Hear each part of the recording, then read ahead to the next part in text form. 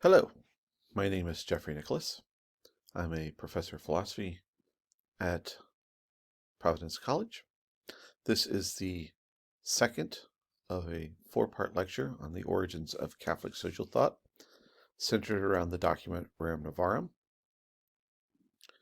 That document begins with the statement that the spirit of revolutionary change, which has long disturbed the nations of the world, has passed from politics to economic life, and so we are investigating what those changes were. In the first lecture, we looked at some historical events, starting from the idea of the Catholic synthesis achieved by St. Thomas Aquinas and Dante in the 1200s and 1300s, and moving from there up into the 1800s. In the second lecture, we are talking about the theoretical changes during the same time period. And so we begin thinking about power, politics, and truth, as these are central to some of the theoretical changes. And shortly after Thomas Aquinas, we have John Duns Scotus, another Catholic intellectual, who develops this doctrine of the twofold truth. So this is a doctrine that says that there are two approaches to truth. There's the theological and the philosophical scientific. This is a change in how we might think about truth under, say, Thomas Aquinas or Dante, because what we get with the synthesis under Thomas Aquinas is a one truth leading up to knowing God as best as we can in this world and as the common good in the next. Duns Scotus is trying to break away from that synthetic idea and establish that there are two truths, that truth can be understood theologically or philosophically and scientifically. Duns Scotus was not the only one to believe this way. We also have William of Ockham, who also develops this idea of twofold truth and the division between theological and scientific philosophical knowledge. You may have heard of Occam from the concept of Occam's razor. This is the idea of the principle of parsimony, that we should eliminate anything that is not needed from our theoretical explanatory resources. Now, part of understanding this twofold truth is to put it into the context of usury. So usury is when there is profit made from loaning out money or profit from interest. And throughout Western society, from Aristotle on, including the Catholic Church, there was a condemnation of usury. This is why in the Middle Ages, it was typically Jewish people who ran banks because they were not under the same legal doctrines as Catholics, and so they could make money off of the interest from loaning. With the rise in the idea of twofold truth, we see more of a change in the conception of usury. And part of this, of course, is from the practical change that more money is now available, right? Because we have new ways of smelting and making money and new sources of money. And so we have what is traditionally called exploration within the Americas and Africa, colonialization, and the rape of these territories. Provides new sources of money. The doctrine of twofold truth allows there to be a separation between Catholic charity and accepting money or even making money off of interest rates.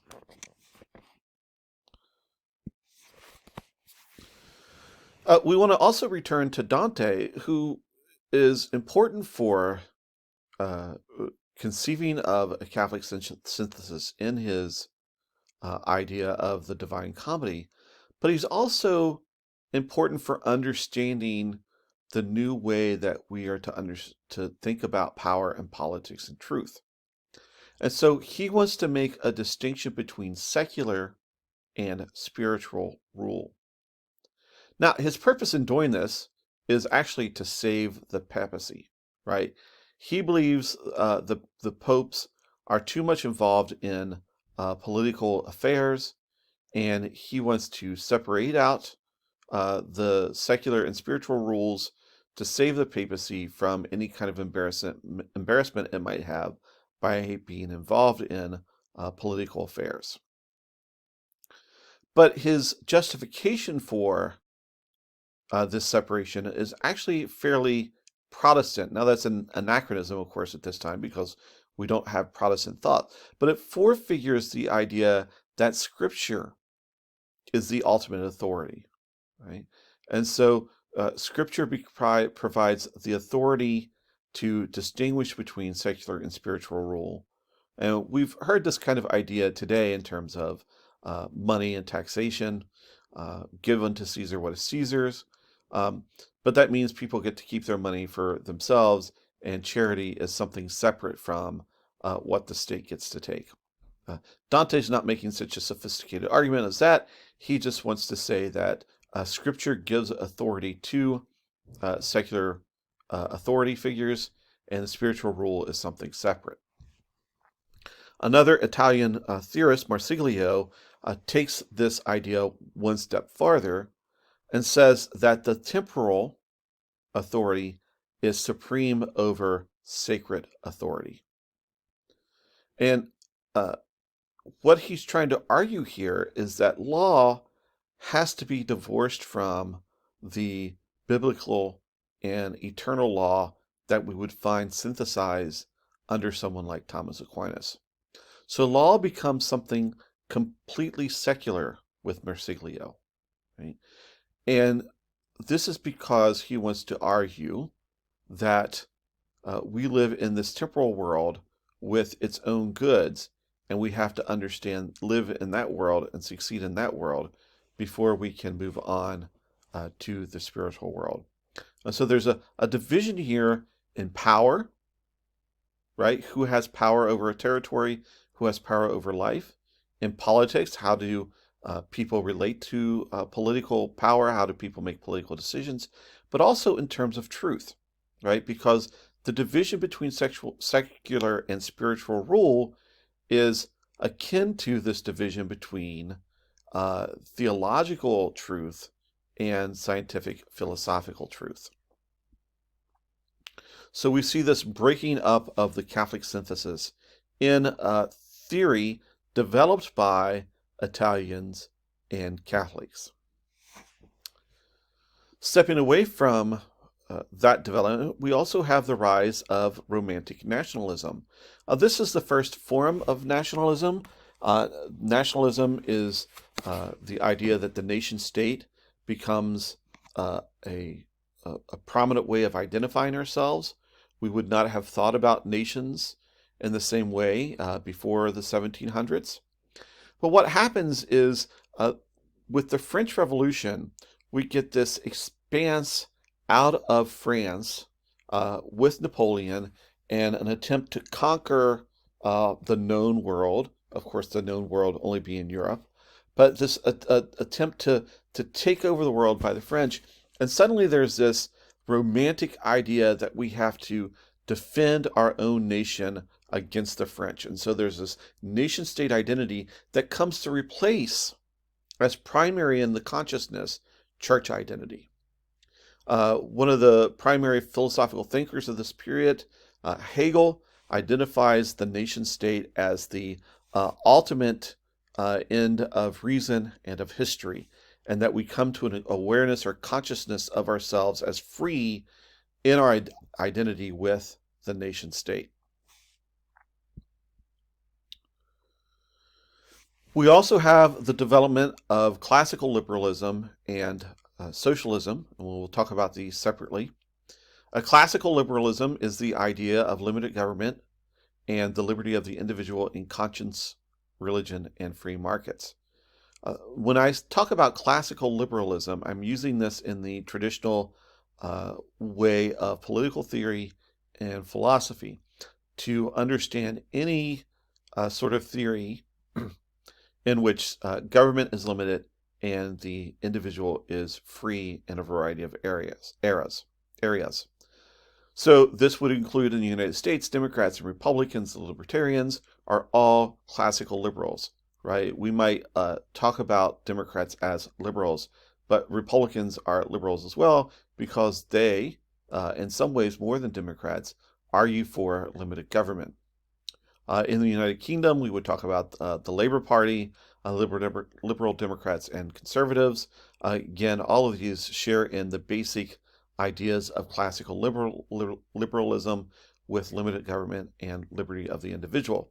Of course, what this means then is the growth of democracies over the next 200 years, but also the emphasis on freedom of speech, freedom of thought, and freedom of religion. And of course, when we're talking about the dominance of church power and church influence on society, when we bring in freedom of religion, suddenly that dominance is curtailed back. Now, classical liberalism is tied up with capitalism. They arise together and have theoretical links. But we also want to point out that Max Weber, one of the first sociologists, argues that Protestantism is tied up with the spirit of capitalism. And this is important for the waning of the Catholic Church as well. And so there's this Protestant ethic, according to Weber, in which the view of work and money becomes primary. So a quote from him is, "We shall nevertheless provisionally use the expression spirit of capitalism for that attitude which, in the pursuit of a calling, strives systematically for profit for its own sake in the manner exemplified by Benjamin Franklin." So profit now becomes a calling, a spiritual calling, which replaces other callings, okay? And this calling is tied up with the idea in many Protestant religions that our worth is determined, is the sign of our worth in God's eyes is the amount of wealth that we have in this world. So again, this division of truth, theological and secular, comes back here with this attempt at synthesis by putting together capital with worth in religion. Of course, there's a defense of private ownership, and this means being free from government control, which of course ties us back to classical liberalism. We also, of course, have the rise of socialism as a response to capitalism. And again, we have to recall that capitalism in its growth destroys many communities. And so the idea behind socialism is not just the abolition of private ownership of the means of subsistence, right? But the defense of and ability of communities to form in cooperation to prepare for human life. The church, of course, reacts to all of these developments in a variety of ways. And we see a variety of councils called in the 1400s and 1500s, and then a dearth of councils until the First Vatican Council. And the interesting response of these councils is to condemn various parts of modernity. That comes into 1870 with the First Vatican Council saying that the Pope is infallible on matters of faith. This is done under Pius IX, who is famous for closing the doors of the church, and helping to write the Syllabus of Errors, which is a condemnation of the modern world. And so we see a variety of errors within this syllabus. There are over 100, and the ones that we're most concerned with are those in reference to modern liberalism, which condemn anything that gives freedom of belief to individuals so that they can reject the Catholic Church.